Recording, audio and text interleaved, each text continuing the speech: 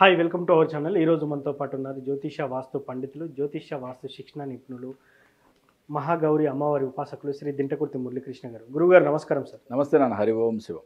ఇప్పుడైతే ఎన్నికల వేడి మొదలైంది ఆంధ్రప్రదేశ్లో.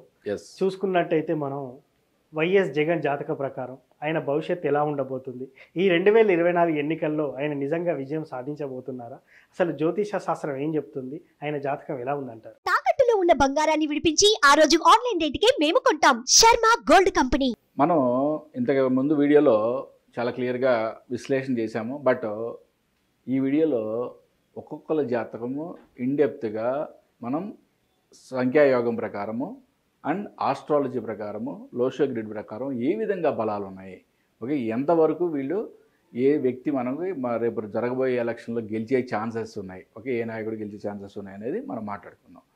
ఒకటి ప్రేక్షకులకి మెయిన్గా ఇంపార్టెంట్గా నేను చెప్పేది, ఓకే, ఈ మనం చేసే వీడియో ఎవరికో ఒక పార్టీకి సపోర్ట్గాను ఒక వ్యక్తికి మనం ఏదో ఒక వాళ్ళు ఆ వ్యక్తి ఇష్టమని వాళ్ళ కోసం పాజిటివ్గా చెప్పడం అనేది లేదు.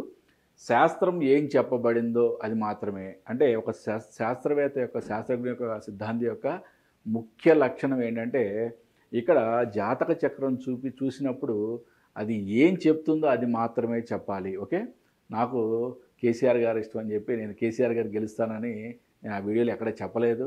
ఓకే, చెప్పలేదు. మరి అక్కడ ఏమి జాతకంలో ఏం కనపడిందో అదే చెప్పాను. బట్ అదే జరిగింది. Okay, come to the point. ఇప్పుడు మనకి వైఎస్ జగన్ గారి జాతకం వచ్చేప్పటికి, ఓకే, మీన లగ్నం.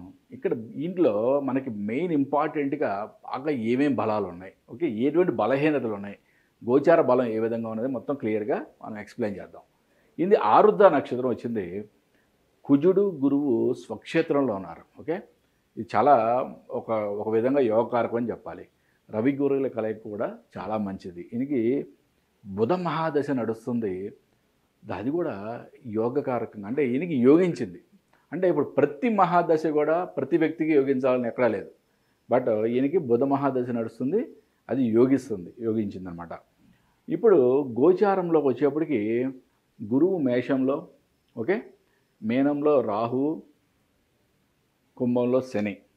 ఇప్పుడు ఇదివరకు ఒకనాడు రాజులు అటువంటి రాజకీయాలు ఉన్నప్పుడు ఒక రాజ్యాన్ని ఏలాలి అంటే మెయిన్ ఇంపార్టెంట్గా గురుబలం ఎలా ఉంది, రవిబలం ఎలా ఉంది, బుధబలం ఎలా ఉంది అని, శుక్రబలం ఎలా ఉంది అని ఒక 4 గ్రహాలని కూడా బాగా ఎక్కువగా పరిశీలనలోకి చేయాల్సి వచ్చేది. బట్ ఇవాళ ఉన్న రాజకీయాలు అంటే ఏముంది చెప్పండి, కుట్రలు కుతంత్రాలు మెయిన్ ఇంపార్టెంట్. ఓకే, అంటే రాహువు శని యొక్క ఎంత ఎక్కువగా వీళ్ళకి సహకరిస్తున్నారు ఈ జాతకుడికి అనేది చాలా ఇంపార్టెంట్. ఓకే, రాహువు శని ఏ విధంగా వీళ్ళకి సహకరిస్తుంది.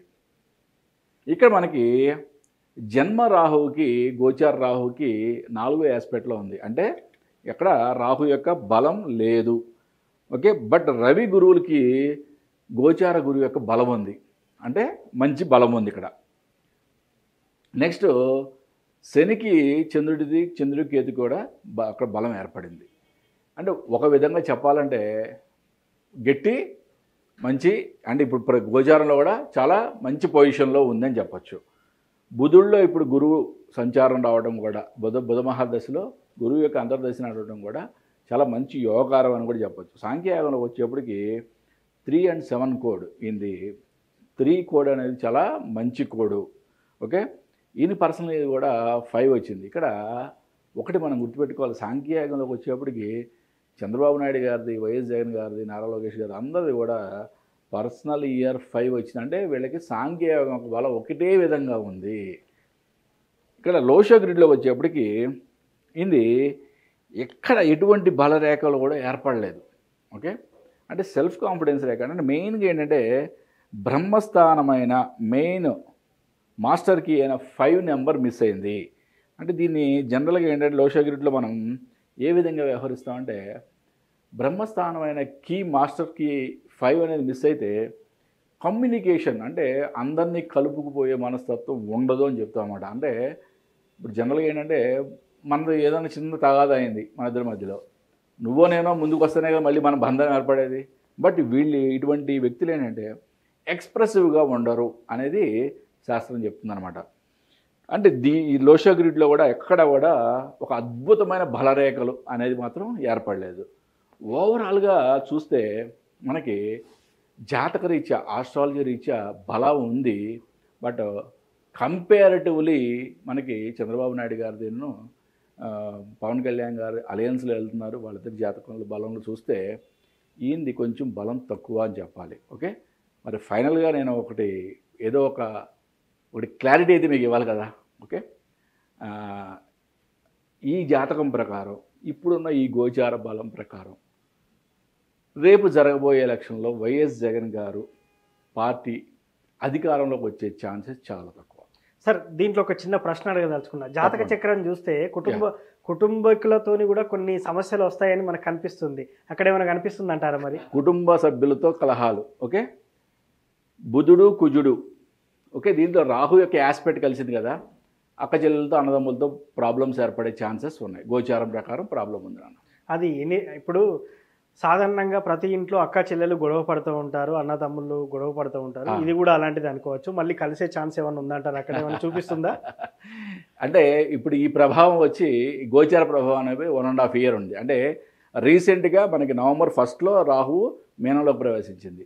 1.5 year తర్వాత మనం మాత్రం దాని గురించి ఏమైనా ఎటువంటి అక్కడ షర్మిల జాతకం కూడా చూస్తే మనం ఎటువంటి ప్రభావం ఉంటుందని మనం క్లియర్గా చెప్తాం. మీరు అన్నట్టు షర్మిల గారి జాతకం కూడా విశ్లేషిద్దాం సార్. సో ఫైనల్గా చూసుకున్నట్టయితే కొంచెం ప్రభావం అయితే జ్యోతిష పరంగా లేదు అని మీరు చెప్తున్నారు. So thank you sir, thank you very much. నమస్తే నాన్న. హరి ఓం శివం. ఆంధ్రప్రదేశ్ ప్రస్తుత ముఖ్యమంత్రి వైఎస్ జగన్మోహన్ రెడ్డి జాతక చక్రం ప్రకారం ఎలా ఉంది, రాజకీయ భవిష్యత్తు ఎలా ఉండబోతుందని చెప్పేసి మనం పూర్తిగా తెలుసుకున్నాం. ఇది వాటి కార్యక్రమం. మరో కార్యక్రమంలో మళ్ళీ కలుద్దాం. Thank you.